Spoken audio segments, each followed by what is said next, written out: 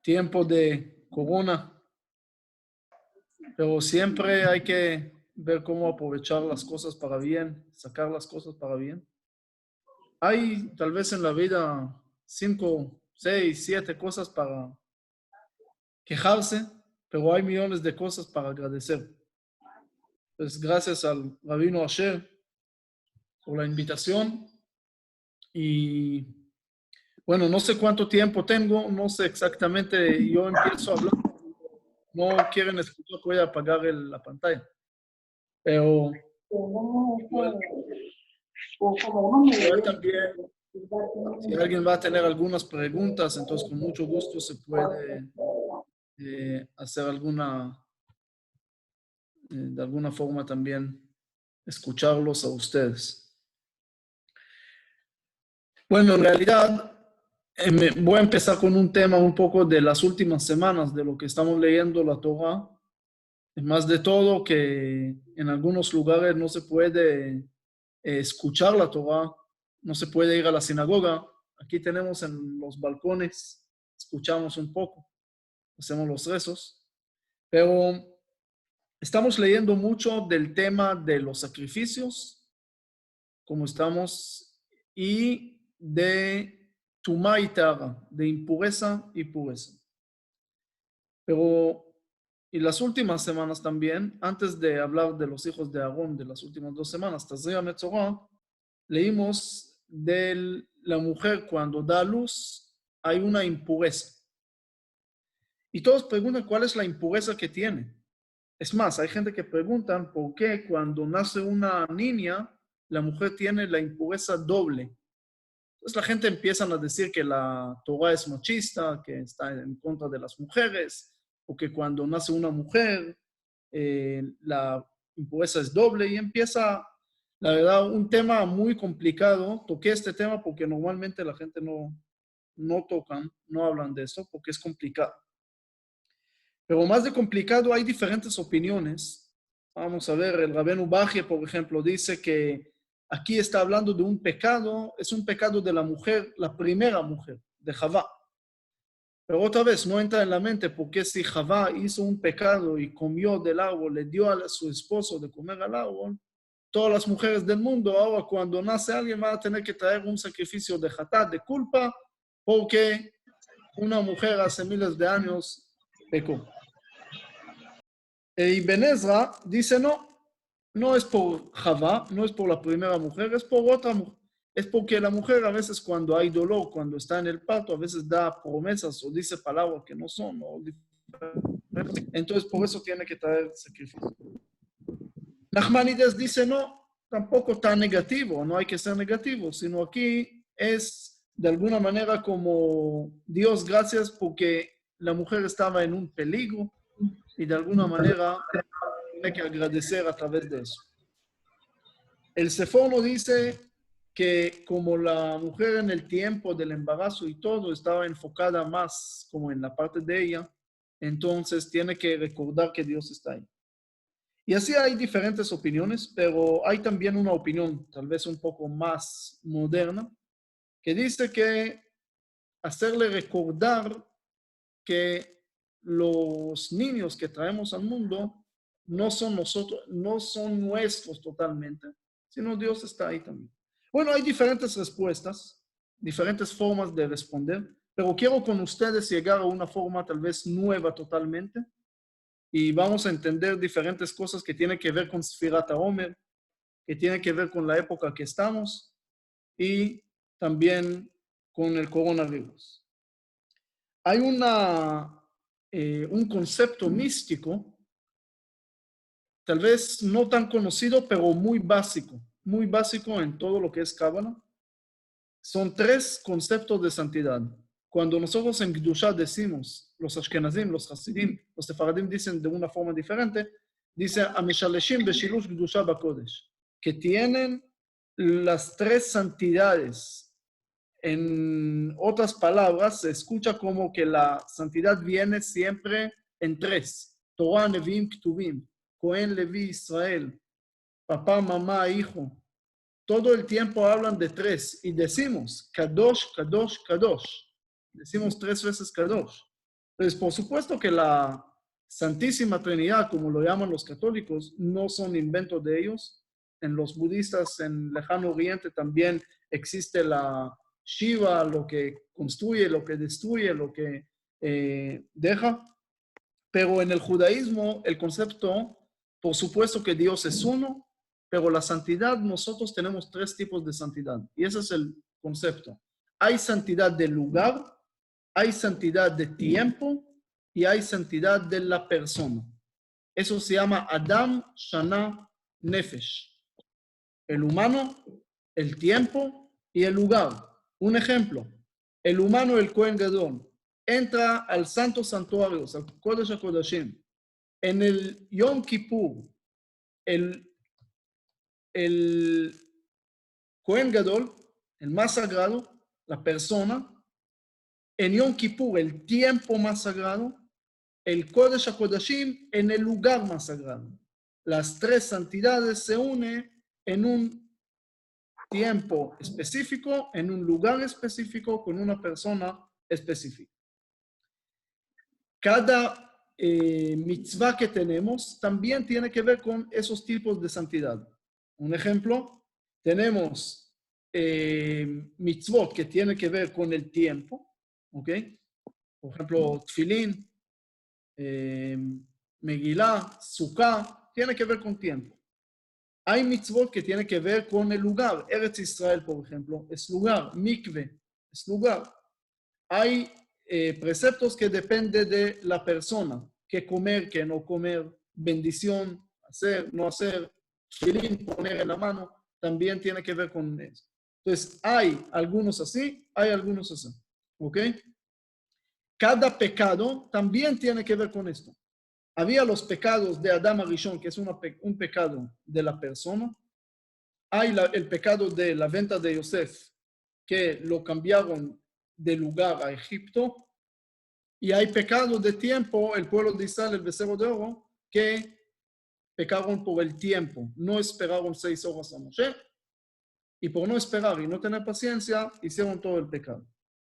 De alguna manera, lo que vemos aquí es muy interesante, porque cuando hablamos de pecado, en palabras sencillas, es una falta de algo de esto. Para llenar esta falta, tienes que hacer los mitzvot que tienen que ver con esto. Por eso, ustedes saben que las mujeres están exentas de mitzvot que tienen que ver con el tiempo. ¿Por qué? Porque la mujer no pecó el pecado del becerro de oro.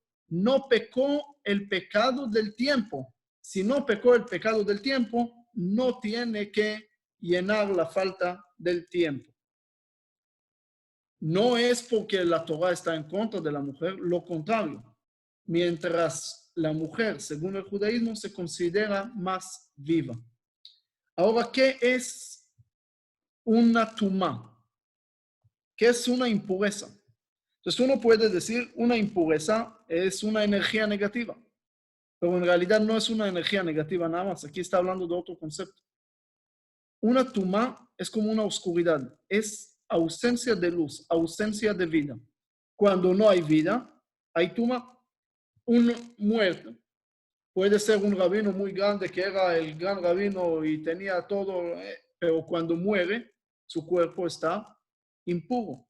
¿Por qué? Porque tiene ausencia de espiritualidad, de lo que tenía antes. Por esto, cuando la mujer da a luz, ¿qué hace? Saca de ella una vida. Ahora ella tiene una ausencia de una vida que antes lo tenía, el niño que nació. Esta falta se convierte en una impureza. Eso se llama impureza. Cuando nace una niña, ella sacó de ella más vida porque la niña se considera más viva de acuerdo a lo que hablamos antes. Entonces, cuando estamos diciendo que la mujer tiene impureza al nacer, al dar a luz, es por esta razón, porque ahora tiene esa ausencia de luz, tiene una ausencia de vida. No es porque hay una impureza, sino hay también una ausencia de algo espiritual. ¿Por qué digo todo esto? Porque la semana pasada teníamos el Yom Ha'atzmaut. Y uno dice, bueno, ¿qué es Yom Ha'atzmaut? ¿Qué tenemos que pensar cuando estamos hablando de Yom Ha'atzmaut? Entonces, ustedes saben del profeta Yehezkel que Dios le enseña una valle llena de huesos secos y de repente le da vida y se despiertan y se levantan. ¿Pasó en la realidad o no pasó en la realidad? Entonces hay una discusión, pero hoy en día ya no hay discusión, porque hoy en día lo vemos en la realidad. Salieron del holocausto los huesos secos y se levantaron y pusieron vida. ¿Cuál es la palabra huesos en hebreo? Atzamot.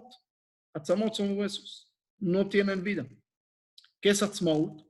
¿Cuál es la letra que agregaste aquí? La letra Aleph. ¿Qué es Aleph? Dios.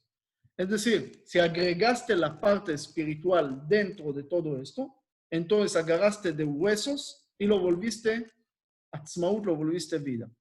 O, en otra palabra, Golá es diáspora, Geulá es la bendición, la salvación, otra vez con una letra nada más de cambio, con una Aleph que estamos aquí agregando a esto. Por supuesto que el tema del sionismo, el tema del Estado de Israel de Yom Ha'atzmaut no es nada más si agregar a Dios ahí o no agregar a Dios ahí, sino había más discusiones en eso. Lo podemos ver en la discusión de los saduceos con los jajamim cuando se empieza a contar el Omer. Jajamim dijeron que hay que empezar a contar el Omer después de Pesach, es decir, del primer día de Pesach, en la noche después se empieza a contar el Omer. Los saduceos dijeron no, hay que esperar hasta domingo. ¿Por qué? Está escrito en la Torah, mi maharata Shabbat, después de Shabbat. Entonces hay que esperar después de Shabbat y contar el Omer. ¿En qué discutieron los dos? ¿Nada más en la palabra? No. Aquí hay una... ¿qué dicen aquí? Aquí hay una discusión mucho más profunda que tiene que ver también con el sionismo y con lo que estamos hablando. La discusión entre los saduceos y jajamim no era nada más cuando empezar a contar el Omer. Como dijo alguien que su negocio con el coronavirus es como la cuenta del Omer. Está contando y no ve nada. Entonces, en realidad, tenemos que saber que aquí hay algo más de contar, hay algo mucho más importante. ¿En qué depende la discusión si empieza a contar después de Yom Tov, de Pesach o después de Shabbat? La discusión muy sencilla. ¿Cuándo empezó a bajar el man, la maná que Dios mandó? ¿Cuándo empezó a bajar? ¿En qué día? Empezó a bajar el día domingo de la semana. Así dice la Gemara en Shabbat, en la hoja 87. Dice que empezó a bajar en Shabbat, en domingo. ¿Cuándo dejó de caer? 40 años después, cuando entraron a Israel, dice el libro Yoshua, después de Yom Tov de Pesach, en Tetzai Nisan, 16 de Nisan. La discusión entre los saduceos y los hajamim es si nosotros tenemos que empezar a contar el Omer del día que empezó a bajar o del día que dejó de bajar. ¿Por qué? ¿Cuál es la diferencia? Hay aquí una filosofía que tal vez se contradice hasta el día de hoy. ¿Nosotros tenemos que aceptar lo que Dios manda nada más o nosotros tenemos también un propósito dentro de esto? Los saduceos dijeron nada más lo que Dios manda. El humano no tiene permiso para entrar. Lo que Dios manda, reciba, diga gracias y vaya. No hay más. Entonces, ellos dicen, nosotros empezamos a contar desde que bajó la maná. Ellos creen nada más en la Torah escrita, no creen en la Torah oral. ¿Por qué? Dicen lo que Dios mandó, tú no puedes interpretar. Lo que está escrito, nada más. Ellos eran más estrictos de los jajamim, porque ellos no comieron caliente en Shabbat. Ellos no tenían luz en Shabbat. No hicieron nada porque lo que está escrito hay que hacer y no se puede interpretar. Entonces después llegaron los caraítas y con la misma ideología. Pero la misma cosa, nosotros recibimos de Dios lo que Él manda y el humano no tiene ninguna cosa nada más de recibir. Llegan los jajamim y dicen, no, Dios empieza para que nosotros seguimos. Quiere decir, Dios nos dio la Torah escrita para que nosotros vamos a interpretar oral, que es mucho grande en cantidad que la Torah escrita. Es más, llegan jajamim y dicen, lo bashamayim, no está en el cielo, está aquí. Nosotros tenemos el poder de interpretar la Torah. Así dicen jajamim. Nosotros vamos a empezar a contar desde que dejó de caer la maná y el humano tuvo que empezar a trabajar. En el momento que él tenía que empezar a trabajar, para Jajamim, ese es el momento más importante. ¿Por qué? Porque aquí estamos hablando de salida de Egipto en Pesach y recibir la Torah en Shavuot. En otras palabras, salir de lo que es negativo y entrar a lo que es positivo. Salir de Egipto no es suficiente. Hay muchos que salieron de Egipto. Hay muchos que salen hoy de Egipto. Pero si Egipto representa cosas negativas, salir de esto todavía no es suficiente. Había un rabino una vez que visitó una comunidad y cuando llega le pregunta al asistente que llegó a acompañarlo, le dice, mira, cuéntame un poco de la comunidad. Entonces, no la comunidad de ustedes, por supuesto, estoy hablando de otra comunidad. Entonces le dijo, rabino, gracias a Dios la comunidad aquí son gente que no matan y no roban, no hablan mal. Gracias a Dios. Y el rabino dice, ok, eso está bien, pero ¿qué más hacen? Aparte de no matar y no robar, ¿qué más? Dice, rabino, suficiente con eso, no seas tan estricto, ¿ah? Diga gracias a lo que hay y ya estuvo. Y el rabino le dice, ok. El rabino le dice a su acompañante que llegó con él, le dice, mira, ve el cadáver del burro que está ahí, tráigalo, póngalo en un cajón y anuncia que hay un entierro muy importante. Bueno, todos dicen, este rabino apenas llega y hay entierro, pero bueno. Todos llegan y el rabino empieza a hablar y dice que el difunto nunca habló mal de la gente, de sus compañeros, casi no comió, nunca robó, nunca maltrató a alguien, nunca mató. Y todos dicen, ¿quién es? ¿Quién es? Y el rabino le dice, ¿pueden abrir la caja y ver quién es? Dice, pero no se puede. No, hoy es miércoles, hoy se puede abrir la caja, no hay problema. Abren y ven ahí un cadáver de un burro, entonces empiezan a gritar y dicen, rabino, mentiste, pusiste aquí un animal, ¿qué es esto? Y el rabino dice, yo no mentí. Todo lo que dije es verdad, pero no hacer las cosas malas es como ser un animal. Porque el animal tampoco roba, tampoco mata. Para ser humano hay que hacer algo activo positivo. No suficiente nada más no hacer, sino que sí hacer. Cuando le dicen a alguien, ustedes, regresando a la parashá de Tazria Metzorah, cuando el tipo que hablaba mal tenía que traer 2 pajaritos. Uno tenían que hacer el sacrificio y el otro liberarlo, soltarlo. Entonces, ¿para qué lo trajeron? Si era para soltarlo, ¿para qué lo trajeron? La respuesta es porque el pajarito simboliza lo que es hablar. Cuando llega uno y habla mal y de repente se arrepiente y dice, entonces no voy a hablar, me voy a callar. Dice, no. Tienes un pajarito que tienes que soltar. Tienes que hablar también cosas positivas. Porque una persona que no habla cosas positivas, al final va a hablar cosas negativas. No es no hablar. Hay que hablar cosas positivas. No es no hacer cosas negativas. Hay que hacer cosas positivas. Tampoco no pensar negativo no funciona. La única forma es pensar positivo. La única forma que podemos hacer, y en esto justo que estamos hablando en Sfirat HaOmer, están contando siempre la historia desde que nací, creo que me contaron la misma historia, que Rabbi Shimon Bar Yochai estaba con Rabbi Yossi, Rabbi Yehuda, estaban... אני מגביר את הכל כדי להשפיע על עצמי יותר. אני יכול להגדיל את האדם הזה בדמיון, לעשות אותו בגודל של קינג קונג. זה משפיע עוד יותר חזק. וככה אני תואם את החוויה המקושרת הזו שלי. ¿Qué pasó ahí? ¿Hay una competencia? Entonces, dice que Rabbi Yossi, estaban hablando de los romanos y Rabbi Yehuda habló bien, Rabbi Yossi habló, se quedó callado y Rabbi Shimon Bar Yochai habló mal de ellos. Entonces, Rabbi Shimon Bar Yochai le sacaron el decreto que lo iban a matar, tenía que escaparse a la cueva 13 años. Rabbi Yossi, como se quedó callado, lo mandaron a otro lugar, a Tzipori, y Rabbi Yehuda le dieron un premio de ser Rosh HaMedabrim. ¿Qué nos enseña esa historia? Que hablar mal, al final vas a sufrir. No hablar nada, también vas a sufrir. La única forma es hablar positivo. Y eso es lo que nos enseñan. Porque Jajamim dicen que de salir de Egipto para conectarlo con la Kabbalat Torah, la única forma es conectarlo a través de una cuenta.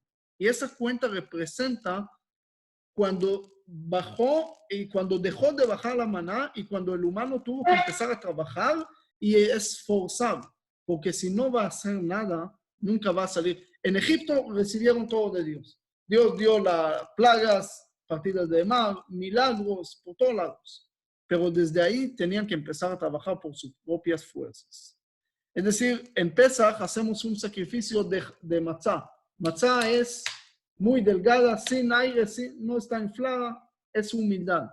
En Shavuot vamos a leer el sacrificio, es Hametz Teafena. Tenía que ser inflada.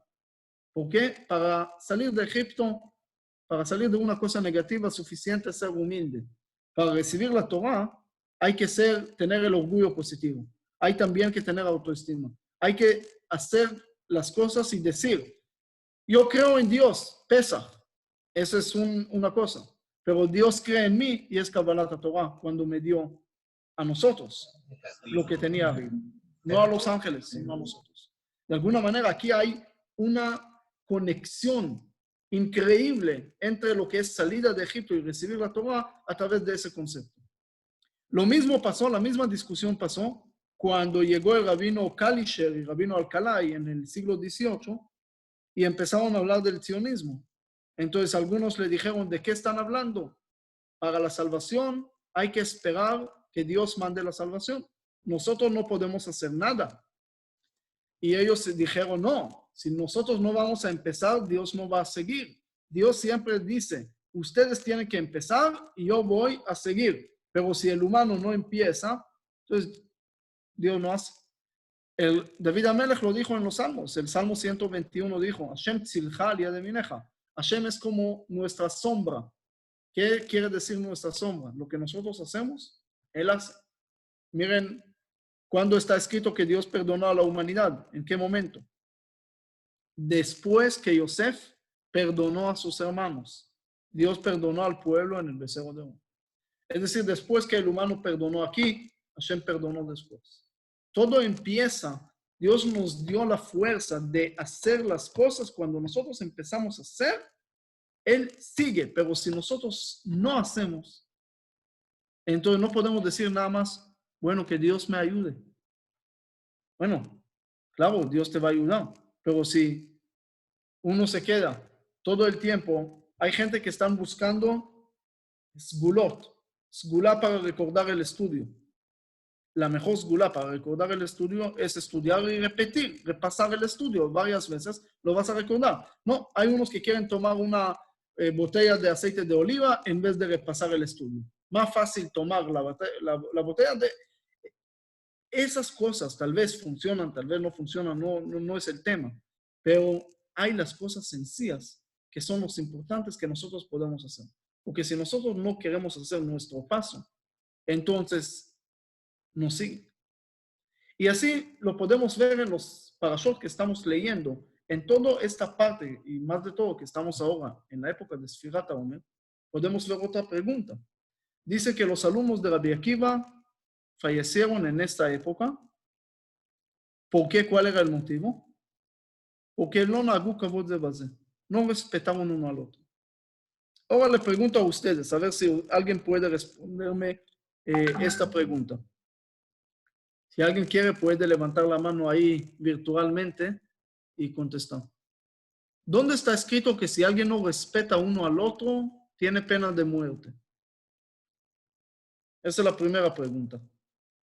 Segunda pregunta, ¿dónde está escrito cuando estamos en Lag BaOmer, dice que este día es día alegre porque dejaron de morir? ¿Ustedes saben por qué dejaron de morir? Porque se acabaron todos. Murieron todos. Esa es una ganancia de Piro. Se quedó solo. Entonces, ¿cuál es la alegría en Lag BaOmer? Que se quedaron solos, que todos murieron. Había uno que llegó con el rabino y le dijo, rabino, mis animales están muriendo. Mis corderos se están acabando. ¿Qué puedo hacer? El rabino le dice, mira, tienes que traer un cordero aquí a la yeshiva para traerle a todos los alumnos a comer y tal vez así se va a estar bien. Bueno, lo hizo y regresa una semana después. Dice, rabino, no funcionó, los animales siguen muriendo. Dijo, tal vez no tienes que traer el cordero, sino lo que cuesta el cordero. traiga el dinero para acá y tal vez se arregla. Lo hizo, regresó, dijo Rabino, tampoco funcionó. Los animales siguen muriendo, ¿qué puedo hacer? Dijo, tal vez tienes que traer el dinero y un cordero. Y así le dio cada vez otro consejo y otro consejo, hasta que un día dice Rabino, se acabaron todos murieron. Y el Rabino le dice, lástima, yo tenía más consejos todavía para ti. Los consejos no funcionan nada más si no hay acciones. Entonces, ¿por qué decimos que en Lag BaOmer es un día alegre? Porque los alumnos de Rabbi Akiva dejaron de morir. Claro que dejaron de morir, porque se acabaron. ¿Cuál es el día alegre en eso? ¿Alguien una vez pensó por qué estamos diciendo Shalom Nagu Kavod Ze Bazeh? Veo que aquí alguien respondió. No, dijo Shalom nada más. Bueno, Shalom. ¿Por qué estamos en eso? Estamos en una época de luto, ahora en Sfirat HaOmer, por los alumnos de Rabbi Akiva. ¿Por qué no respetaron uno al otro? ¿Y dónde está escrito?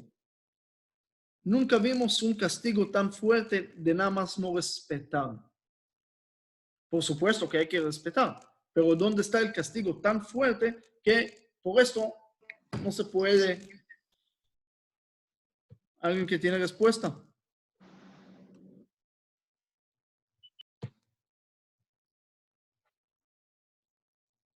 Están escribiendo. Bueno, hay algunas opiniones. El Rabbi Shrira Gaon, estamos hablando de la época de los Geonim, antes de los Rishonim, antes de los Ejonim, antes de todo. La época de los Geonim duró casi 500 años. Uno de los rabinos más influyentes en esa época era Rabbi Shrira Gaon. Rabbi Shrira Gaon escribió un Igeret, como un documento, y ahí dice algo increíble. Dice que los alumnos de Rabbi Akiva murieron en la revolución de Bar Kokhba. La revolución del Bar Kokhba, estamos hablando en el año 132 a 136, cuando estamos hablando más de 50, 60 años después de la destrucción del segundo templo en el año 70. Los romanos están en Israel. Llega Bar Kokhba y empieza la revolución. Rabbi Akiva piensa, de acuerdo a algunas opiniones, piensa que es el Mashiach y empieza la revolución. En este momento, dice que los alumnos de Rabbi Akiva fueron ahí. Hay algunas pruebas también de ahí. El Talmud dice que los alumnos de Rabbi Akiva murieron de Gebata Antiparás y ese era exactamente los lugares donde estaban las batallas de Bar Kokhba. Entonces ellos murieron en la guerra. Entonces, en Lag BaOmer es el día que se terminó esa revolución, que era tal vez la tragedia judía de la historia más grande en proporción. Murieron más de 580,000 personas. Estamos hablando casi 50% de los judíos que vivieron en esta época murieron. Mitad del pueblo judío en esa época. Entonces, Lag BaOmer era el día que se acabaron de morir todos. Es decir, se acabó la guerra. Y por eso era un día alegre.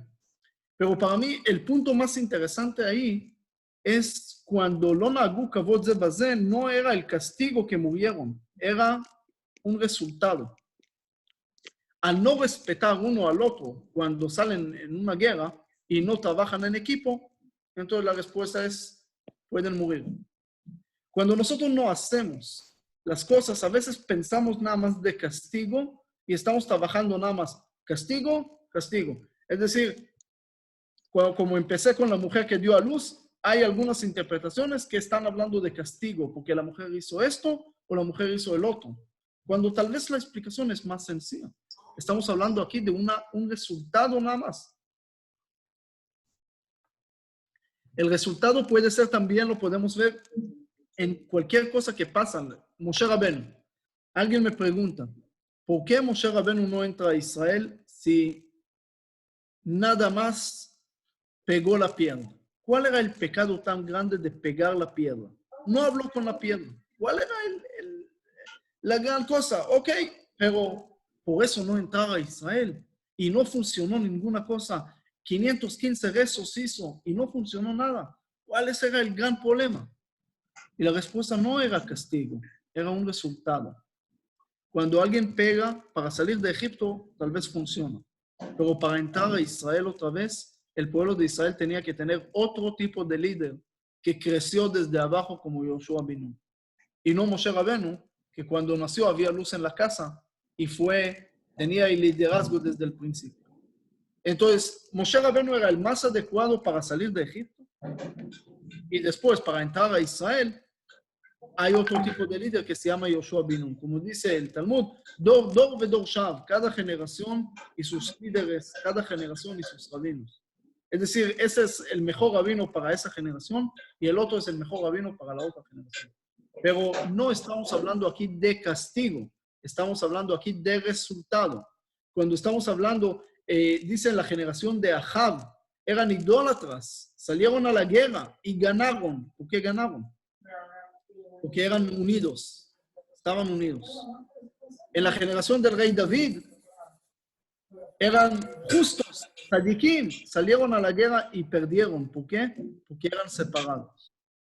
La separación, aquí otra vez, no están hablando de castigo, que el ejército del rey David murió porque eran separados. Y era un castigo, no era un castigo, era un resultado, una consecuencia de lo que pasó cuando uno está separado.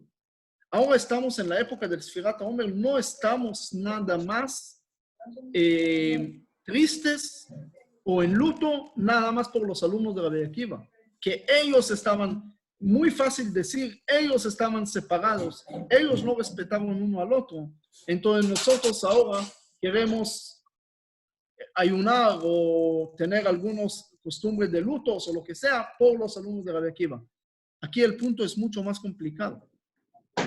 Nosotros todavía estamos separados. Nosotros todavía seguimos discutiendo por cualquier cosa. El problema no es la destrucción del templo nada más. El problema es que la gente todavía no logra construir un espacio donde pueden estar juntos, donde pueden entender que ese espacio es más grande de separación. A veces podemos encontrar discusiones sobre costumbres sefaradí o ashkenazí o hasidí, etíope o yemenita o esto o el otro, y se empiezan a armar una discusión tremenda que no tiene fin, y todo eso empezó por una cosa de una ley. Eso se llama una separación. Y esta separación no es una separación de los alumnos de Rabbi Akiva de hace 2000 años, es una separación de nosotros hoy en día. Si ustedes se notan en la historia, pueden encontrar algo muy, muy sencillo. Shalom, shalom. Aquí dicen shalom también. Y pueden también anotar preguntas. Podemos abrir a preguntas para en cualquier tema que quieran escuchar o hablar. Pero nada más terminar este asunto. Cuando analizamos la historia rápido, vemos algo increíble. Vemos que empezó muy bien. Hashem creó el mundo, todo muy lindo, un mundo espectacular. Y de ahí, algo mal. Él le dice a Adán, no comas del árbol, y Adán come del árbol. Al revés de lo que él pidió. Bueno, como siempre digo, lástima que no era chino, podía comer a la serpiente y al murciélago, pero comió al árbol. Y ese era el árbol prohibido. Ese era el problema. Pero de ahí, ¿qué salió? De ahí salió algo muy bueno. Porque de ahí salió que Dios le avisó que va a traer hijos. Es decir, después del pecado, él cambia el nombre de su esposa a Javá, que Javá significa vida. Todo eso pasa después del pecado. Quiere decir que de esa cosa mala que se llama el pecado, salió algo bueno que se llaman los hijos. Pero de ahí salió algo malo, que los hijos empezaron a pelear y Caín mató a Abel, que es malísimo. Pero después de eso, todos los hermanos pelearon. Isaac peleó con Ismael, Jacob con Esav, Yosef con sus hermanos, lo mandaron a Egipto. Todo esto que empezó el mundo muy bonito, se fue muy mal. Pero Yosef llega a Egipto, que es lo peor que pasó, pero se convierte en algo bueno porque puede traer comida a su familia y a todos. Y si hubiera estado todavía en Canaán, nunca hubiera llegado a poder dar comida y dar alimentos. Pero pasó gracias a esa tragedia. Pero eso también, esa cosa buena, trae algo malo, porque toda la familia llega y empieza la esclavitud en Egipto, que es algo malo. Pero esa esclavitud se convierte en algo bueno, porque el pueblo de Israel sale de Egipto, recibe la Torah. Pero después de eso sale algo malo, porque empiezan a pelear y empiezan a llegar los espías y problemas y Korah y todo lo que está pasando. Pero al final entran a Israel y construyen tabernáculos, después el templo, que es buenísimo, pero eso trae una destrucción y el exilio de los 70 años en Babilonia. Después del exilio de los 70 años se logran a juntar y a reunificarse otra vez a través de Ezra. El escritor construye el segundo templo espectacular. Pero de ahí odio gratuito y se destruye 2000 años de exilio. Hasta que termina en lo peor que le pasó al pueblo judío en la historia, el holocausto. Pero lo peor que le pasó al pueblo judío en la historia, que lo recordamos hace más de una semana, lo peor pasó también algo muy bueno. El Estado de Israel. Como dije al principio, otra vez, el Estado de Israel sin Dios es atzamot, es huesos. Si metemos a Dios es atzmaut, es lo que podemos festejar. Entonces, ¿por qué pasa esto?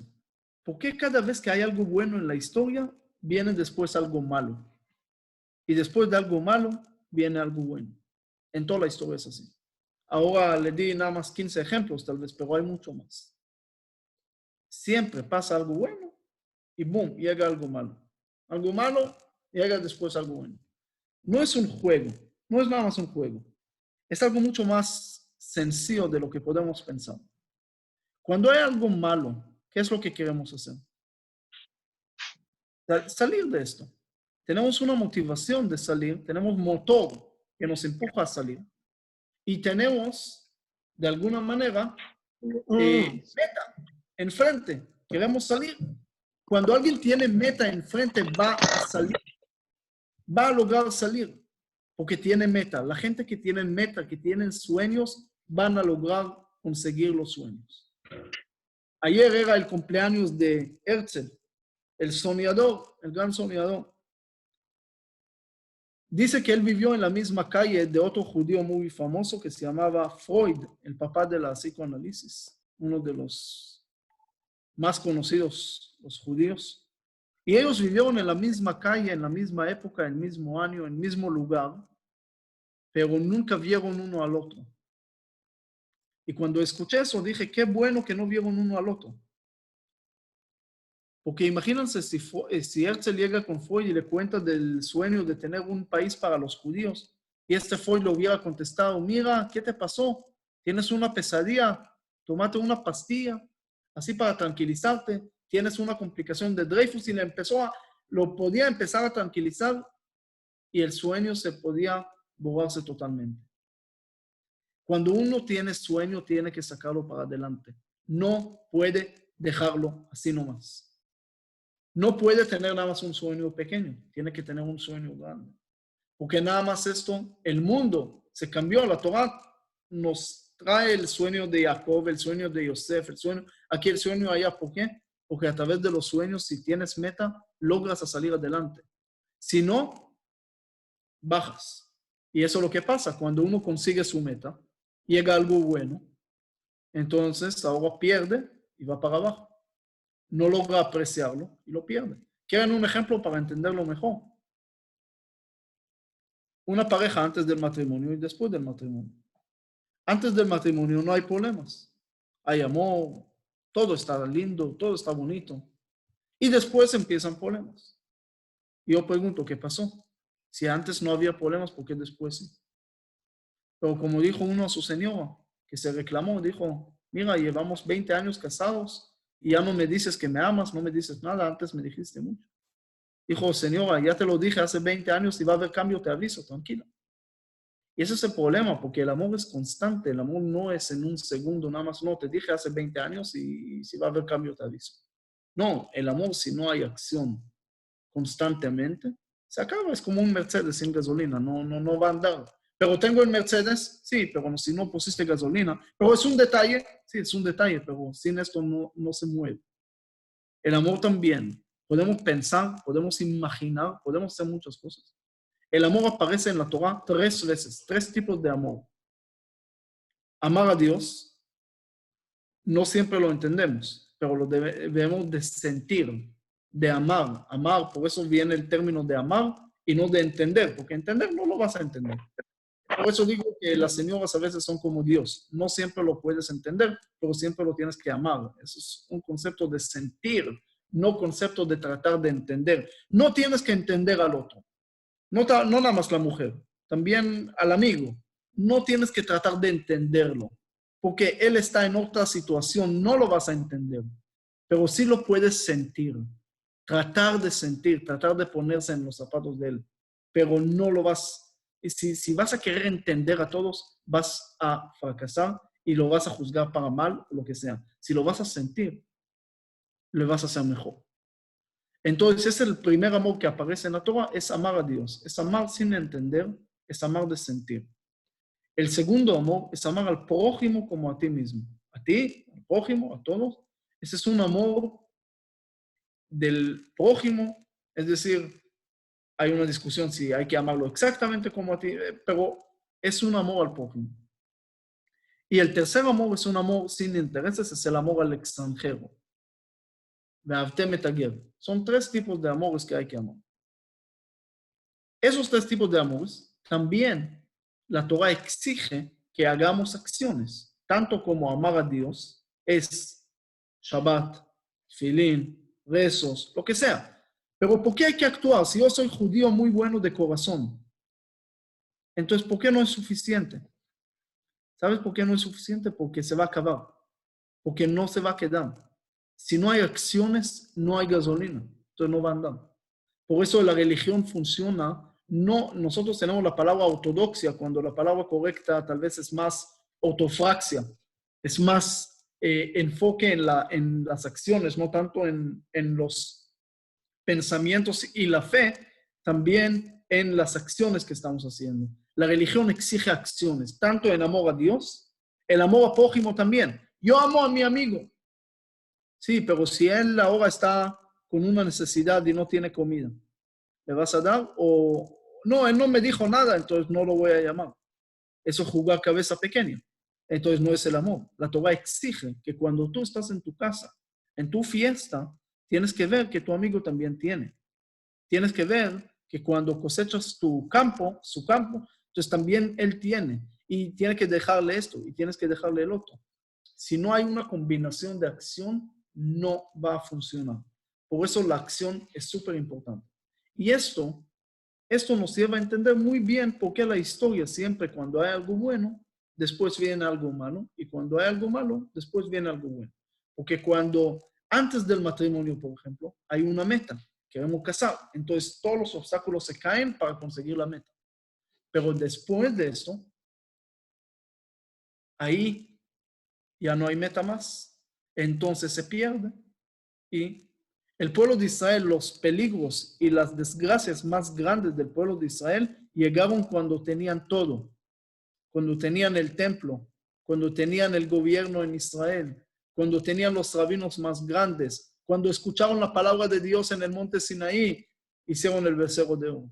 Cuando tenían el templo, llegó la destrucción romana más grande que tuvimos en la historia. Y así, el problema de Israel hoy no es no tener las cosas. El problema es tener las cosas y tal vez perderlo por no tener una meta más. Nosotros debemos de generar todo el tiempo una meta más para ver. Por eso los profetas cuando hablan con el pueblo de Israel dicen, ¿sabe qué? Ustedes tienen que ser luz a las naciones. ¿Qué es luz a las naciones? Prender la luz. Tener bombillos. Ese Edison no es el judaísmo. El judaísmo, ser luz a las naciones es algo muy interesante y muy sencillo.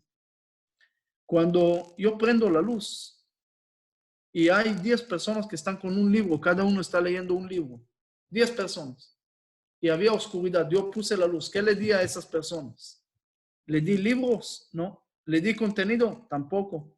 Simplemente le di la posibilidad de leer y ver y disfrutar de lo que ya tenían antes. El pueblo de Israel llega a mostrar un mensaje al mundo, no un mensaje de decir, vamos a enseñar a ustedes cómo hacer, no. El pueblo elegido, cuando Abraham le pregunta a Dios, ¿por qué? ¿Cómo voy a saber que mi pueblo va a ser elegido? Entonces Dios le dice, vas a saber porque van a estar en Egipto esclavizados 400 años. Pero Abraham preguntó cómo van a saber que son elegidos, no cómo van a sufrir. Y resulta que todo el mundo sabe perfectamente por qué salimos de Egipto, pero nadie pregunta por qué entramos a Egipto. Bueno, gracias a Dios que salimos, pero ¿por qué entramos? Y tal vez esa es la pregunta número 1 del judaísmo, porque todo lo que está escrito en el judaísmo tiene que ver con Egipto. Si hacemos Kiddush en Shabbat, mencionamos Egipto. Si no comemos cerdo, mencionamos Egipto. Si no podemos vestirse de lino y lana, Egipto. Si estamos en una fiesta, por Egipto. Shabbat, por Egipto. Por Egipto. Todo Egipto. Hasta que el Talmud dice que todos los días uno debe sentirse como que está saliendo de Egipto. Entonces, ¿por qué es tan importante? Porque Egipto nos enseña una cosa y tiene que ver con lo que empecé. Egipto nos enseña que Dios nunca olvida incluso de la persona más pequeña y más rechazada del mundo. Los pueblos antes, los griegos, los romanos, los egipcios, construyeron todo en grande. Toda la arquitectura o pirámides o lo que sea era siempre en grande, con un motivo. Que dijeron, Dios es grande y se va a conectar con la gente grande. Ese era el Torre de Babel y ese era los otros torres también. Queremos ser grandes, queremos ser numerosos, queremos tener mucha gente. Siempre hicieron censo de personas para saber cuántos son, para simbolizar, nosotros somos muchos, somos fuertes, somos grandes, Dios va a conectar con nosotros. De alguna manera me recuerda la teoría de prosperidad de algunos hoy en día. Es decir, mientras más grande soy, Dios más conectado. No me da. La respuesta del judaísmo a esto no, porque si es totalmente no me va a dar nada. No da más volumen. Déjalo por si nosotros. Entonces la competencia. Sí. No, a ver si en el carro se oye. De pronto se oye un poquito más duro. A ver.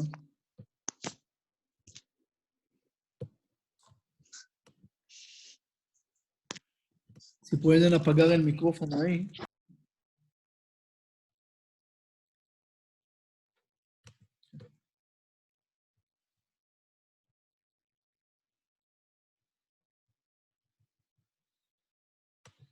Ok. Entonces, el punto en esto que estamos hablando, cuando Hashem saca al pueblo de Israel de Egipto, Moshe le dice al pueblo de Israel que Hashem no agarró a ellos porque eran más grandes o más fuertes o más numerosos.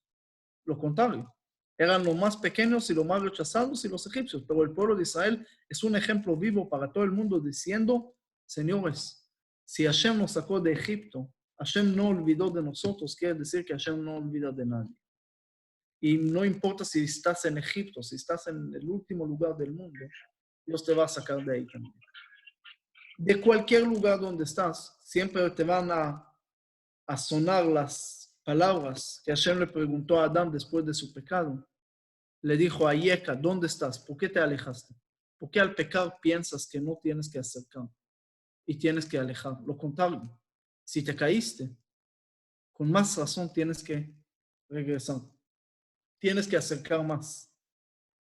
Y ese es el ejemplo. Ese se llama luz, de alguna manera, a las naciones, diciendo, nosotros sentimos lo que es estar rechazado. Nosotros sentimos lo que es estar esclavo. Nosotros sentimos lo que es estar bajo todas esas condiciones. Queremos que el mundo tampoco lo sienta. Queremos ser un ejemplo de todo esto y entender a los demás, sentir a los demás y tratar de ayudar a los demás. No aceptar que hay maldad, no aceptar que hay hambre, no aceptar que hay esas cosas, porque Hashem nos dice, no podemos ser saduceos, decir lo que Hashem manda es perfecto y nosotros no podemos tocar. No, Rabbi Akiva y todo lo demás dice lo contrario. Hashem empieza para que nosotros aquí lo desarrollemos más. Para eso estamos aquí. Ese es el propósito. Siempre le digo a la gente, ustedes, nosotros, creemos en Hashem, creemos en Dios. Pero que sepan que Dios cree en nosotros también. Eso no es menos importante y menos fuerte de entender que si Hashem nos puso aquí en este mundo, no es nada más para comer, tomar y todo lo demás. Y no nada más para cumplir las cosas. Es para completar las cosas. Es para volver a este mundo mejor. La primera cosa que ese concepto me llegó cuando leí lo que dice el Talmud, una historia sobre Rabbi Akiva y Tonosofus, que era un ministro romano en esa época, y él le pregunta a Rabbi Akiva y le dice a Rabbi Akiva, ¿qué es mejor? ¿Las acciones de Dios o las acciones del humano? ¿Qué es más completo? Y Rabbi Akiva le contesta algo que tal vez ninguno de nosotros hubiera contestado. Dice Rabbi Akiva, las acciones del humano. Y el tipo se queda así y dice, ¿por qué? Dice, mira, agárrate el trigo. Dios creó lo que es el trigo. El humano lo siembra, sale el trigo. ¿Se puede comer el trigo? No. Hay tantos trabajos hasta que llegue a ser pan para poder comerlo. Es decir, Hashem empezó la creación, pero si nosotros no vamos a seguir todo el proceso, no vamos a tener el pan. ¿Por qué no vamos a comer el trigo así nomás? Quiere decir que Hashem espera de las personas. El trigo era nada más el trigger de la discusión, no era nada más el trigo. Era tal vez una metáfora para entender todo lo que Rabbi Akiva nos quería transmitir. Hashem empieza a mandar el trigo, es decir, la cosa general para nosotros, y nosotros debemos procesar para poder llegar a tener las cosas. Y esto es exactamente la discusión más grande de Sfirat HaOmer, de la ideología del sionismo y de lo que tenemos hoy en día. Si nosotros nada más debemos de aceptar lo que se cae desde arriba o ver también lo que estamos haciendo aquí abajo. Cuando hace más de una semana recordamos el día del Holocausto, entonces alguien me dijo, mira, algo tan malo, ¿qué se puede decir? ¿Se puede decir algo bueno sobre algo tan malo? ¿Qué se puede decir? Entonces le traje el ejemplo del Metzorah, que tenía que 2 pajaritos, uno para el sacrificio, pero el otro lo tenía que soltar para simbolizar que la persona tiene que hablar positivo. Si no habla positivo, no puede llegar a ningún lado. Entonces me dijo, bueno, encuéntrame algo del día del Holocausto que es algo positivo. Encuéntrame algo. Entonces le dije, mira, el día del Holocausto se llama Yom HaShoah ve'Agvura, el día del Holocausto y el egoísmo. ¿Por qué?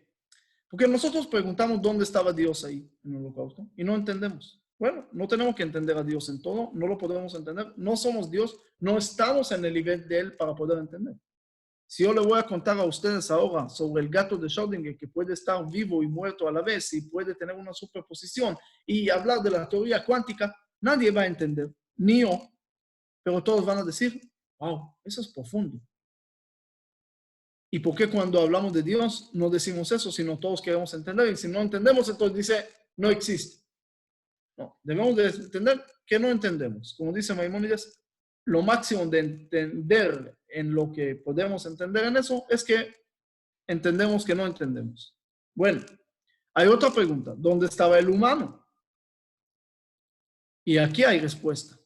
Aquí podemos encontrar respuesta, podemos encontrar humanos que a pesar de la oscuridad de esa época, tenían luz. Eran rayitas de luz. Podemos ver a Oskar Schindler, que todos conocen que salvó 1,200 judíos. O a Karl Schultz, que salvó 30,000 judíos. O a Jorge Castellanos del Salvador, que salvó tal vez 45,000 judíos. Fue reconocido como justo entre naciones. Yo conocí en Guatemala un cura francés que se llama Patrick Delbois. Y él abrió un museo del Holocausto en Guatemala, en Los Ángeles. Fuimos después a Shela, en Washington, en diferentes lugares. Y toda su vida está alrededor de eso. Él hizo un estudio de 15 años sobre el Holocausto por balas en la ex Unión Soviética. Según sus estudios, murieron 1 millón de judíos más de la cuenta que tenemos hoy. nada más por balas en la ex Unión Soviética. Tiene testimonios, tiene increíble el trabajo que hizo. Y yo le pregunté, ¿de dónde te llegaste a ese trabajo? ¿De dónde llegaste a ver estas cosas? Y él me dijo que él estaba caminando en Polonia, en Ucrania, en esos lugares, y de repente escuchó la pregunta que Hashem le hizo a Caín. ¿Dónde está tu hermano? Los ángeles de tu hermano están gritando de la tierra. ¿Dónde está tu hermano? Y me dijo, yo escuché esa pregunta y ya no podía escuchar algo más. Y quería saber responder a esa pregunta. Y empecé a pensar, empecé a ver, empecé a tratar de encontrar dónde está mi hermano, el hermano judío. Y cuando escuché eso y vi una persona que agarró más de 15 años de su vida, invirtió el dinero que tenía, el tiempo y todo, para responder a eso, dije, dentro de la oscuridad también hay luz. Dentro de la tragedia también puede encontrar esperanza. Y de ahí llegó a la segunda historia, también en Guatemala, que estuve en mi edificio. No era mi edificio, sí era alquiler de la comunidad, así que tranquilos, no pidan donaciones porque no era mi edificio. Pero yo vivía ahí. Era un edificio alto y un día llego a subir el ascensor y entra ahí una señora, parece de 80 años tal vez, 80, 90 años. Y me dice, ¿vas para arriba o para abajo? Porque también había pisos abajo. Le dije, yo voy arriba, pero si quieres puedes subir y después bajar, es el mismo ascensor. Ah, bueno, voy a subir, yo necesito abajo. Bueno, entra y me dice, ¿usted es judío? Dije, sí. Y ella me dice, yo también fui judía, yo también era judía. Entonces yo le dije, ¿cómo es que en el pasado? Cuéntame qué. Me dice que ella, como niña, salió la única viva de su familia del Holocausto. Toda su familia judíos. Y ella la única que se salvó. Y me dijo que cuando ella logró escaparse, llegó a Cuba. De Cuba llegó después a diferentes lugares hasta que llegó a Guatemala. Y cuando llegaron sus hijos, se casó, llegaron sus hijos. Ella dijo que ella se va a borrar cualquier símbolo judío para que sus hijos no sufran lo que ella sufrió. Olvidarse del judaísmo totalmente. Y así hizo.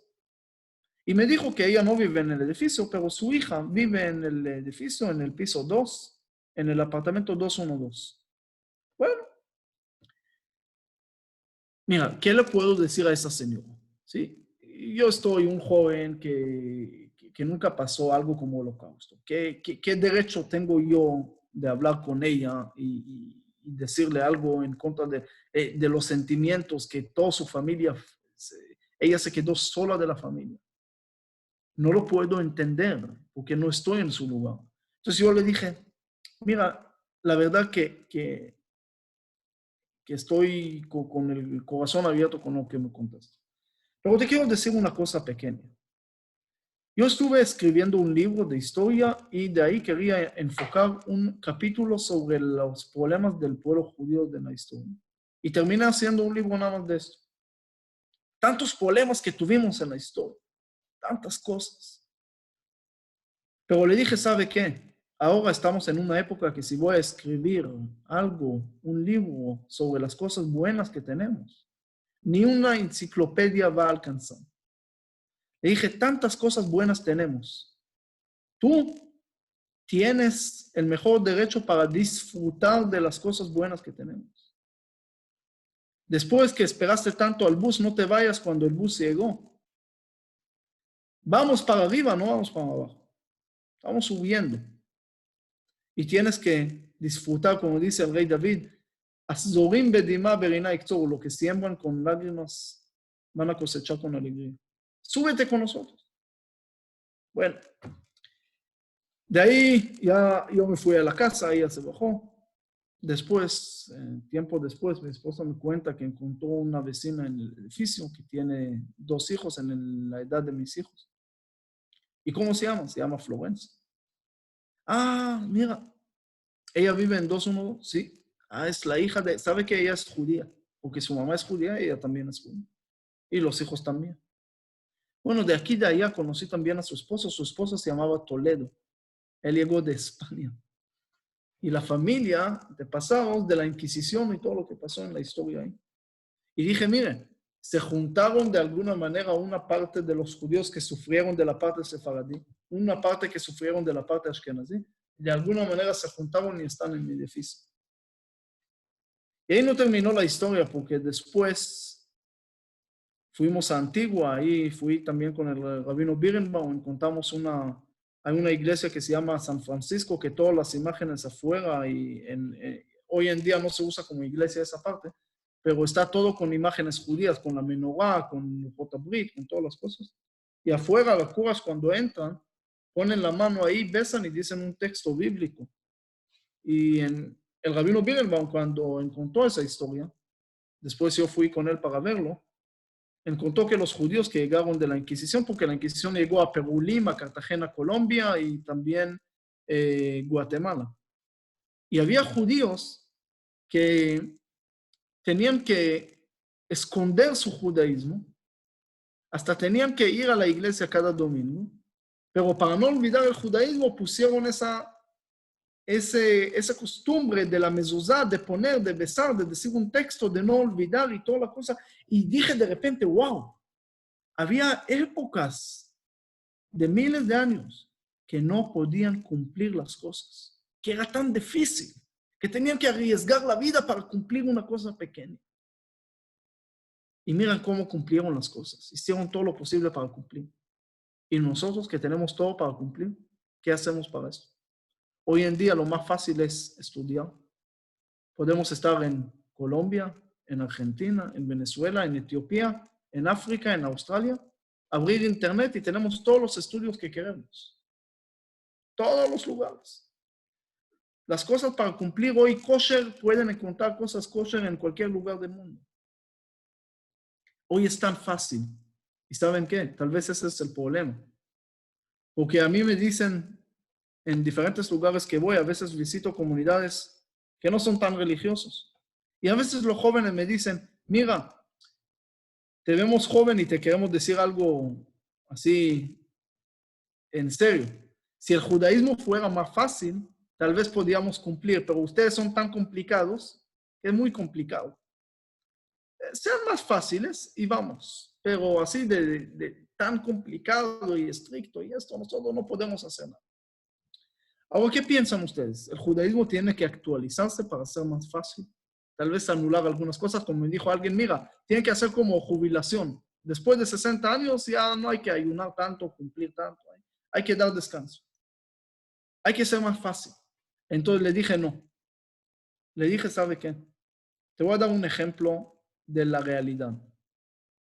¿Usted conoce Pesach, Shavuot y Sukkot? Tres fiestas que todo el mundo conoce, ¿no?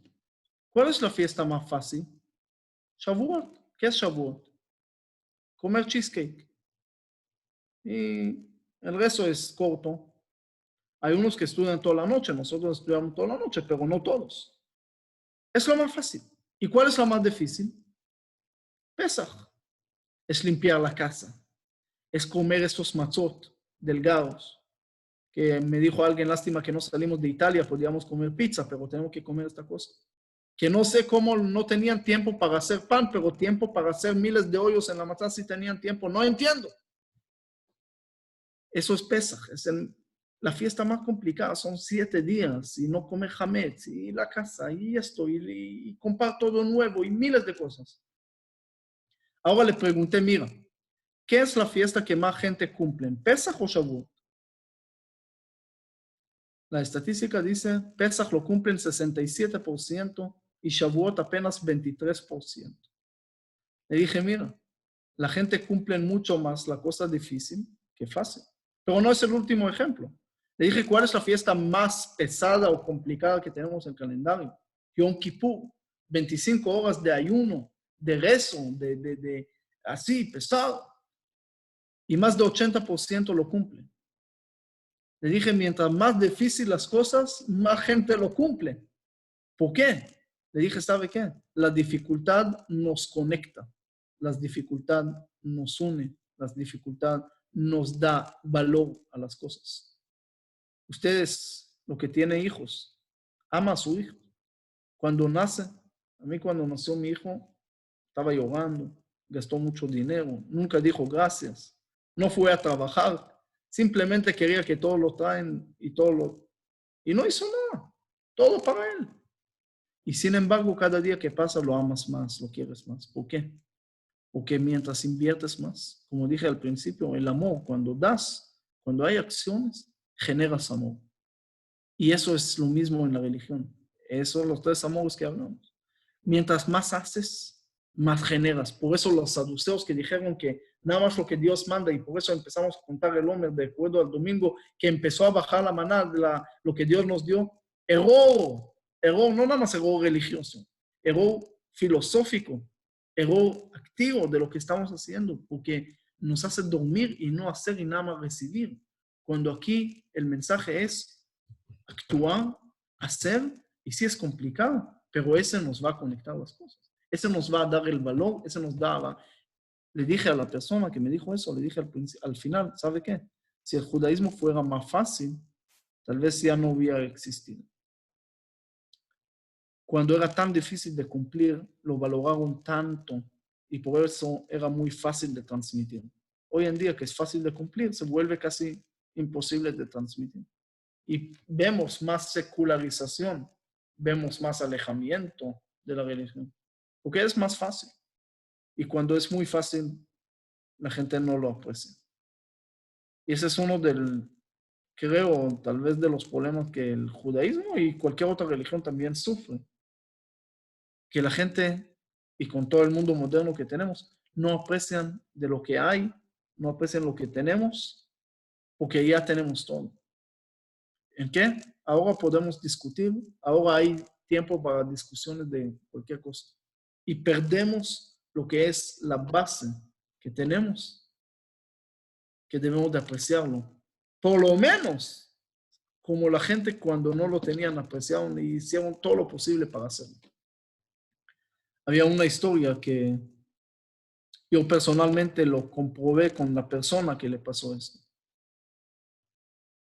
Natan Sharansky era el director de la agencia judía, era también un parlamentario, todavía vive, sí, no era, pero en esos cargos.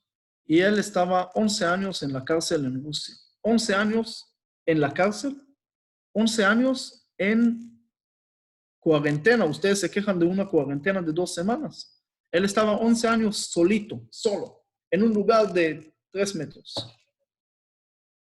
Y le preguntaron, ¿cómo podías aguantarte 11 años en este lugar? ¿Cómo?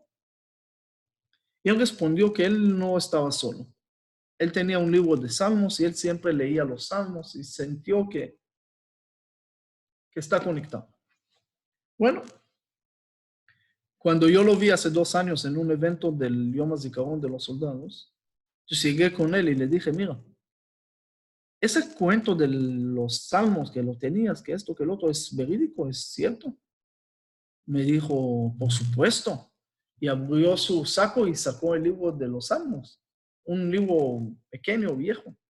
Entonces le dije, ¿y este libro todavía lo estás cargando? Me dijo, estás equivocado. Yo no estoy cargando al libro. El libro está cargando a mí. Y eso es lo que digo. Nosotros no estamos cumpliendo las cosas y haciendo buenas acciones. Las buenas acciones están haciendo a nosotros. Las buenas acciones están haciendo y dando a nosotros significado en qué vivir y cómo vivir y para qué vivir. Hoy el mundo, cada día las personas más pierden significado, el mundo científico se expande, el mundo es más grande, las computadoras piensan mucho mejor de los humanos, los robots van a hacer el trabajo mucho mejor, los algoritmos van a saber calcular mejor lo que necesitamos, todo va a ser más allá y el humano va a perder su significado cada vez más. Tanto por el tiempo, por el espacio, por todo lo que está pasando en el mundo. Y entonces, va a vivir 200 años, pero entonces, ¿qué va a hacer todo? Mientras el mundo más avanza tecnológicamente, hay más depresión, más estrés y más suicidios.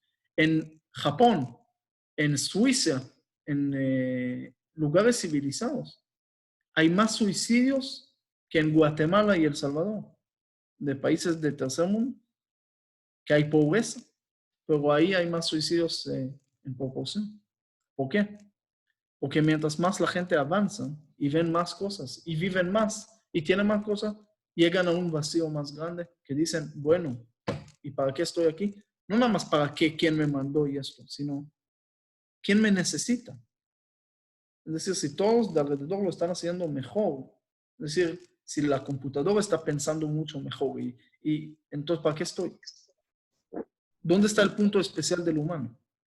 Esto cuando hacemos las metas grandes de volver a este mundo mejor, nos podemos responder también al significado de nosotros. No estamos aquí nada más para cumplir y recibir. Estamos aquí para actuar, completar, hacer y actuar. Recuerden siempre, con eso termino, para si alguien tiene preguntas sobre cualquier tema. Como no me dijeron un tema específico, entonces se expandió.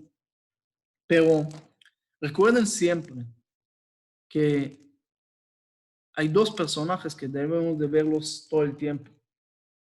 Hay lo que era Noé, cuando Hashem le dice, voy a traer diluvio, y Noé le dice, bueno, lo que usted dice, Dios, tráigalo, construye el arca, hace exactamente lo que Hashem pide.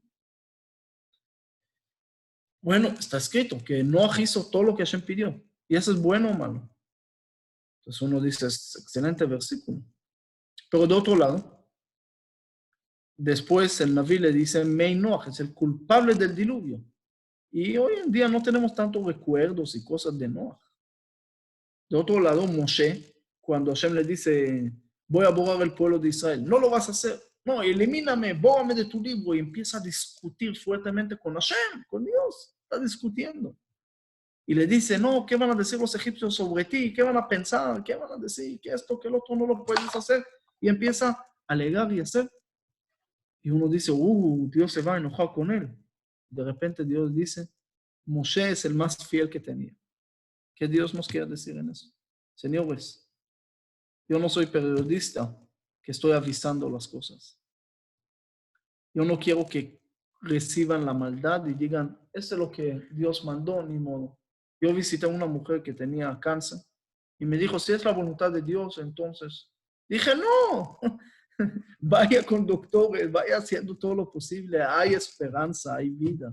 No hay que recibir el diluvio y nada más construir arca para tratar de recibir lo que hay, sino tratar de ver, bueno, cómo podemos cambiar, cómo podemos ser Moisés y salvar al pueblo de Israel. Y decir, no lo vas a hacer, bórrame de tu libro. Es decir, de alguna manera nosotros no lo vamos a decir, bórrame de tu libro, pero vamos a tratar, por lo menos, de hacer y tratar de llegar a lo que es cambiar para bien.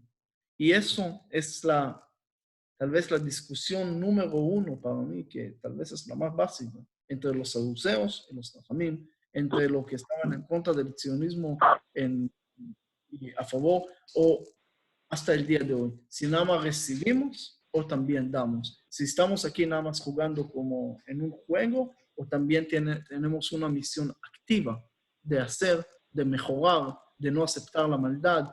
Cuando pasó la erupción del volcán en Guatemala, le dije a la gente, dejan de preguntar por qué pasó el volcán, porque la gente estaba andando preguntando por qué Dios lo hizo. Y dije, ¿y eso qué le va a dar? Pongamos que van a encontrar la respuesta. Y dejan de preguntar y empiezan a actuar a ver cómo se puede hacer para evitar el próximo problema, la próxima desgracia, y ver cómo se puede ayudar a la gente ahora para tener casas. Y alguien me dijo, mira, le dije, ¿qué vas a hacer? No, yo aquí qué. No, mira, si Dios me quitó la casa y tal vez es su voluntad, quién sabe. Dios te dio cerebro, Dios te dio fuerza, estás sano. Vamos a buscar para que trabajes, hay que construir la casa, hay que hacer esto. ¡Vamos! Y al final logró salir adelante. Cuando lo vi hace poco, dijo, ¿sabe qué? Tal vez el mensaje más sencillo de mi vida es el mensaje que más me ayuda. Es no aceptar la maldad y no pensar que lo que viene hay que recibir nada más. Estamos aquí para poder cambiarlo, para poder mejorarlo, para poder hacer todo lo que Dios nos dio y usar todo lo que Dios nos dio para poder cambiar y transformar el destino negativo en propósito positivo. Hay coronavirus. La gente dice, es que malo que esto, ¿qué podemos hacer? No hay trabajo, no hay esto, no hay esto. Ni modo, depresión, problemas. Los psicólogos ahora nacen una gran cantidad de dinero. Todo el mundo se entra en depresión. Si alguien no tiene trabajo, que vaya a estudiar psicología rápida hay mucho trabajo en eso ahora. Entonces, ¿cuál es la solución? Pues digo, no podemos preguntar por qué llega el coronavirus. Tenemos que preguntar, y ahora que el coronavirus está aquí, ¿cómo lo podemos aprovechar? ¿Cómo podemos sacar de esto el mejor mensaje para el mundo y salir de ese coronavirus fortalecidos y que logremos a transformar esta cosa que tal vez es negativa en algo positivo? Pero yo, ¿qué puedo influir en el mundo? ¿Qué puedo hacer yo? Tal vez Moshe Rabbeinu, pero ¿yo qué? Entonces yo le digo, Señor, si el coronavirus, que es algo que no se ve, logró a cambiar todo el mundo y a frenar algo que nunca pensaron que iba a pasar, y eso pasó de una cosa tan pequeña, entonces no me digas que no puedes hacer algo tan. Porque te voy a traer otra vez la prueba del coronavirus. Va a salir positivo. No positivo tuyo, sino positivo el mensaje. Todo se puede cambiar, todo se puede lograr y todo se puede hacer. El coronavirus logró unir el mundo alrededor de una palabra. Todo el mundo, si ustedes van a Turquía, si ustedes van a Estados Unidos, van a Australia, van a África, van a Colombia, van a decir corona en el teléfono, todo el mundo se voltea. Todo el mundo entiende que es corona. Entonces el mundo sí se puede unir. El corona no tiene religión, no tiene política, no tiene bandera de algún color, de alguna raza o de alguna cosa. El corona no tiene diferencia y no hace diferencia. Entonces nosotros tampoco debemos de hacer esa diferencia y debemos de enfocar en un espacio común que tenemos y decir, en ese espacio tenemos que ver cómo podemos mejorar, cómo podemos hacer y cómo podemos decir que si Dios nos mandó algo, no es nada más para recibir el corona y estar en cuarentena. Es también para decir, bueno, ¿qué hacemos con eso? ¿Cómo lo transformamos para bien? Porque finalmente esa es la voluntad de Dios, no nada más. Bueno, Dios puede mandar lluvia y hay gente que todavía le falta agua. Hay algunos lugares que yo estuve y lo llaman en Guatemala el corredor seco. Logramos atraer especialistas del tema de agua desde Israel a Guatemala. Y ellos estaban una semana en Guatemala y después de una semana hicimos una reunión con los ministros, con la gente, con todos. Y ellos le dicen, señores, ustedes tienen en el corredor seco 15 veces más agua que nosotros en Israel. 15 veces más agua en el corredor seco que ustedes llaman de Israel. Pero ¿saben qué? Tienen fugas, no lo saben recibir bien, no lo agarran, no esto, no el otro. Hay que hacer esto, esto y esto. Pero no hay que inventar muchas cosas porque el agua sí ya lo tienen. Nada más tienen que saber aprovecharlo, recibirlo y cuidarlo. Pero si es la voluntad de Dios que el agua se vaya, ¿qué puedo hacer? Y que ese se llama corredor seco, ¿qué puedo hacer? No, mentira. Ese es el error más grande de los saduceos y no queremos cometer el mismo error. Estamos aquí para cambiar, estamos aquí para mejorar, estamos aquí para hacer. Y esto es la pureza más grande, como empezamos. La impureza es la ausencia de esa vida, la ausencia de las cosas espirituales, pero también la ausencia de la persona misma. Cuando se ausente y dice, no, nada más lo que Dios manda. Quiere decir que Él no está. Él nada más para recibir. No. Y si el coronavirus llegó para este mensaje, suficiente. Bueno, vamos a abrir. Si algunos tienen alguna pregunta, entonces con muchísimo gusto.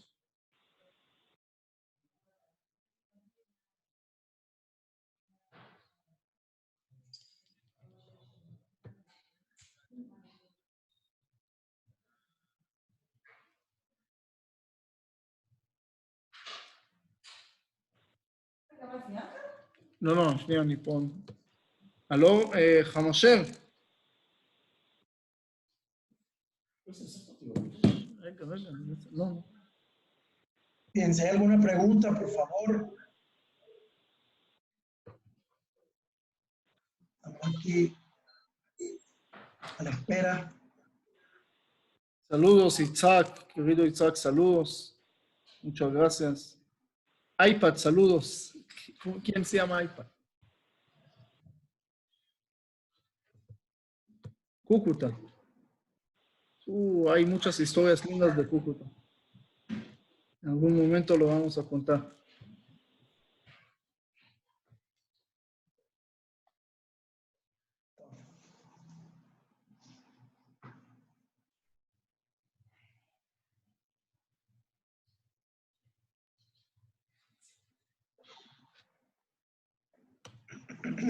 Bueno, muchas gracias, Rafa. A ver qué dice aquí. Entonces, para no aceptar. Antisionistas, es una pregunta linda. Hay diferentes tipos de antisionistas. Hay un libro del rabino de Satmer que se llama Shloshet HaShavuot, un mamar, un artículo dentro del libro Vayoel Moshe, que el rabino de Satmer dice que Dios hizo 3 juramentos con el pueblo de Israel. Uno de los juramentos era que ellos no pueden subir a Israel sin recibir permiso de las naciones. De alguna manera, no acelerar los procesos mesiánicos. Entonces, y en verdad sí existe. Talmud trae, Rab Zeira, que trae esos 3 juramentos que Dios hizo y aparece en Cantar de los Cantares. Ishbati etchem benot Yerushalayim, im tairu ot tarugu et avat shetechpatz. No se puede subir a Israel sin permiso para atacar de alguna manera, para traer problemas. Entonces el rabino de Satmer, los Neturei Karta y algunos más ultra ortodoxos de esa parte, dice están totalmente en contra de la idea del Estado de Israel, o que según ellos está en contra de la voluntad de Dios y en contra de lo que tenían que hacer, en contra del juramento que Dios hizo con el pueblo de Israel. Bueno, si es un argumento tan lindo, ¿qué contestamos nosotros sobre estos argumentos que trae el rabino de Satmer? Entonces, hay diferentes respuestas. Primero, una de las respuestas tal vez más fuertes, que el mismo Rabbi Zeira, que trajo ese midrash, esa tradición, él mismo se arrepintió de sus palabras. En el midrash de Shir HaShirim, ahí trae que él mismo estaba arrepintiendo de lo que él dijo. El Gaón Mivina dijo que el juramento era para construir el templo. No se puede construir el templo porque va a traer problemas. Pero lo demás, claro que sí, no hay problema. Subir a Israel no hay problema. Otra respuesta muy buena, que en la declaración de Balfour, después de eso, en la declaración en San Remo, que lo festejamos 100 años hace 2 días, después de eso, en las Naciones Unidas que aprobaron a Israel, en 47, todo eso quiere decir que no estamos en contra de las naciones, sino recibimos permiso de las naciones. Entonces ya no hay problema y no tiene ninguna cosa. Hay otras opiniones. En realidad, en casi ningún libro alágico trajeron eso de midrash, porque midrash no es algo de alajá.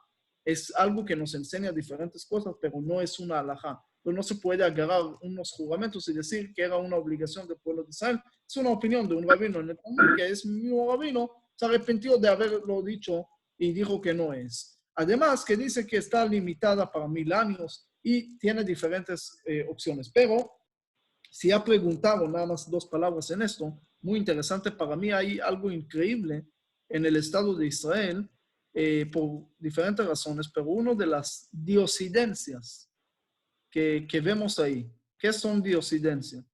Todos conocemos la fecha 29 de noviembre de 1947, que las Naciones Unidas aprobaron el Estado de Israel. Nadie sabe casi qué pasó un día antes. Un día antes del 29 de noviembre de 1947, un día 28 de noviembre, ¿qué pasó este día? Increíble. Muhammad Adib, un beduino, sale a vender los rollos de Mar Muerto aquí en Israel. ¿Qué son esos rollos de Mar Muerto? La Biblia. ¿Qué es la Biblia? Que dice varias veces que la tierra de Israel es del pueblo de Israel.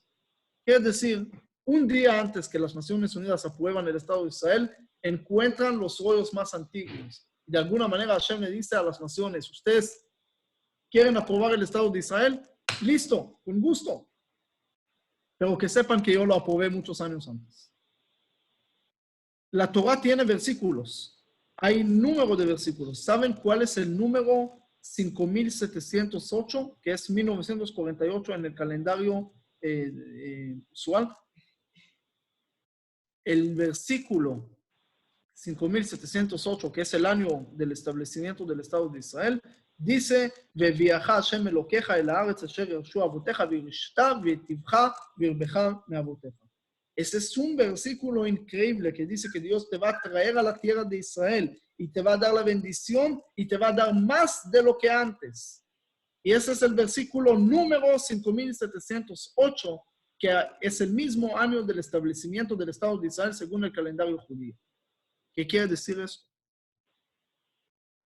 Es cumplimiento de otro versículo. Ustedes saben cuál es el versículo un poco antes, 5700, que es el año 1940. Dice, Vaijara Hashem, Dios se enojó en esa tierra para traerla toda la maldición. Ese es el año más duro que empezó el holocausto en casi todos los países europeos. Ahí era el comienzo más duro después de 39. ¿Qué dice en el versículo 5727? Dice, que Dios va a dar una victoria grande a ustedes. Ese es exactamente el año 5727 en el calendario gregoriano. Es el año 1967, la guerra de 6 días. Y así hay mucho más. Hay también una cuenta que dice de las horas que Dios creó el Adán, el Talmud en Sanedrín, en la hoja 38, trae diferentes cosas que pasaron. En la primera hora Dios juntó la tierra. El segundo se hizo una figura. El tercero se le puso los órganos. El cuarto le puso el alma. Y el quinto, la quinta hora, se paró y empezó a caminar, empezó a vivir. Si nosotros agarramos que cada 1000 años se hace reflexión a un día de la creación, el último, el sexto, es el milenio que estamos ahora, el 5708, es exactamente la hora quinta de acuerdo a esto. Muchas cuentas, pero en fin, hay muchas cosas que dice la Torah que lo vemos, que se juntan y con las profecías de que en Jerusalén van a caminar los niños, van a jugar ahí en las calles, todo lo que vemos hoy en día. Entonces, yo digo una cosa. Dios nos dio tantas cosas buenas en esa generación. Nunca soñaron de soñar que el pueblo de Israel va a estar. Hoy en día, yo estoy, a veces incluso hace 3, 4 meses también el año pasado, estuve incluso en países árabes. Y en diferentes países, más de 9 países árabes. Y en diferentes lugares del mundo veo admiración al pueblo judío. Hay antisemitismo, pero hay también mucho amor. Hay mucha admiración al pueblo judío en diferentes lugares del mundo. Hay tantas cosas que el pueblo de Israel ilumina y da a todos los lugares del mundo. No nada más premio Nobel, que es casi 24%, y otros premios y otras cosas y lo que sea. En todos los aportes del pueblo judío al mundo, para mí eso es increíble en esa generación. Dios nos dio tanto y hay gente que todavía no puede decirle a Dios, Dios, gracias. Dios, gracias por todo lo que diste. Hay todavía gente que están filosofando si eso está bien o está mal, si eso está bien o está mal. ¡Estás vivo! Diga gracias. No, vamos a filosofar si eso está bien o está mal. Entonces, hay algunos juramentos, pero como le expliqué en pocas palabras, ese juramento está basado nada más para construir el templo, y ese está prohibido, para no hacer problemas en el mundo. Ese no era en contra de las naciones, porque la declaración de Balfour, después San Remo y después en las Naciones Unidas aprobaron el Estado de Israel, no era en contra de las naciones. 3, estaba limitado para 1000 años. 4, el mismo que dijo esos juramentos se arrepintió y dijo que no, y no es una alajá, no es una ley. Entonces, ¿para qué traer? Hay motivos tal vez para tratar de encontrar bajo tierra para hacer en contra del sionismo. Ahora, el sionismo no es algo nuevo de los 72 años. Es algo de años que rezamos siempre en el rezo 3 veces al día, Betejezena, Eneinu, Vishubhal Etzion, Vishubhal Etzion. Sion es una palabra. El sionismo es un concepto de miles de años. entonces nada más tenemos que agregar ahí la parte espiritual, la parte de Dios también, y eso es lo que tenemos también que saber hoy. ¿Qué dice ahí? ¿Qué dice la Torah después? Me queda claro en nuestra tierra. ¿Cuánto tiempo nos vamos a quedar en la tierra? ¿Sabes que el Jacob, cuando quería decirle a los hijos el futuro, dice que no pudo, no logró? ¿Y por qué no logró? ¿Sabe por qué? Porque el futuro lo hacemos nosotros. Depende de nosotros cómo actuamos, cómo hacemos para poder estar aquí más tiempo y no llegar a otra destrucción. Tenemos que unirnos, tenemos que ver cómo podemos hacer más el bien y no caer en los errores que había antes. Como dijo un rabino de hace muchísimos años, dijo, Dios nos dio otra oportunidad grande de poder regresar a la tierra de Israel, de poder comenzar todos esos movimientos buenos e iluminar el mundo. No lo podemos fallar otra vez. Entonces, no es que está escrito o no está escrito, nosotros lo estamos escribiendo. Y nosotros debemos de escribir bien, escribir mejor para poder hacerlo bien. ¿Otra pregunta por ahí?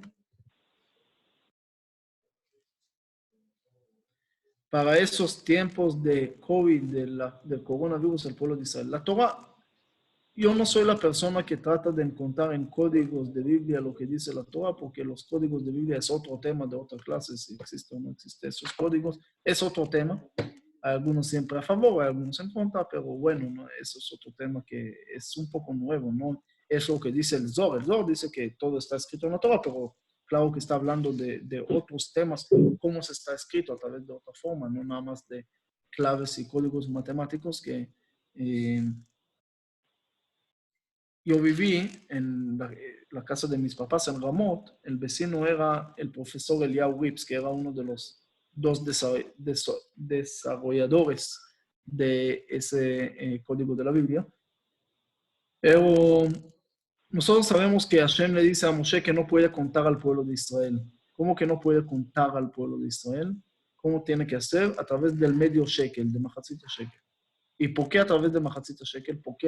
Entonces, ¿por qué se puede con Mahatzit shekel?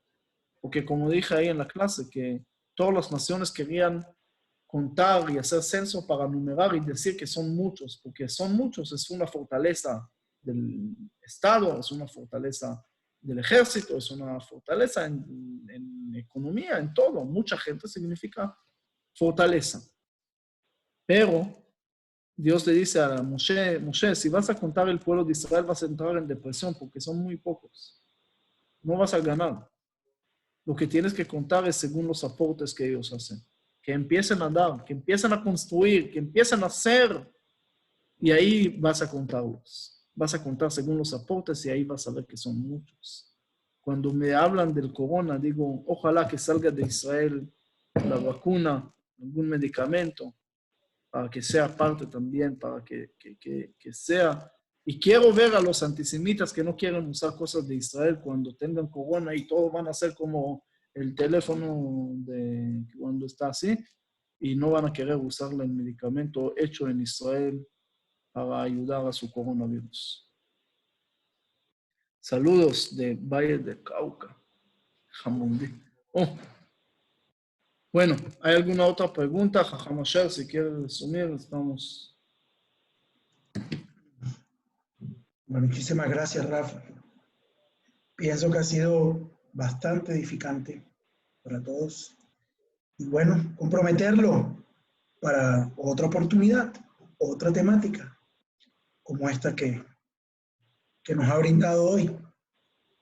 Así que, nuevamente, muchísimas gracias, Hazau Baruch, a usted. Y seguimos Besrat Hashem estudiando por este espacio. Con muchísimo gusto. Y en cualquier tema que quieran poner, con mucho gusto.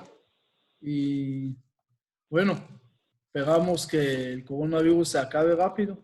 El mensaje de él no. Y que podamos también visitar Cali en algún momento. Sí. Prontamente aquí en físico. Un abrazo grande. y me hacen una pregunta por WhatsApp. No sé si Karen todavía está ahí, pero nada más lo voy a responder. La segunda razón del juramento. No, la segunda razón en contra del juramento es de, uno, que está limitado para construir el templo para 1000 años, que el mismo rabino que lo dijo se arrepintió, que las naciones sí aceptaron en Balfour, en San Remo y en las Naciones Unidas. Eso es especialmente. Ok. Bueno, estamos.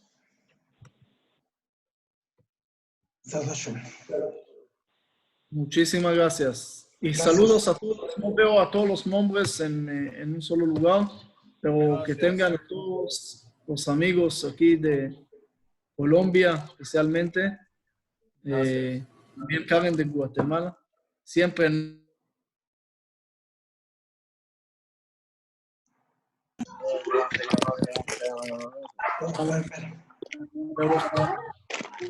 gracias. Gracias, Rafa.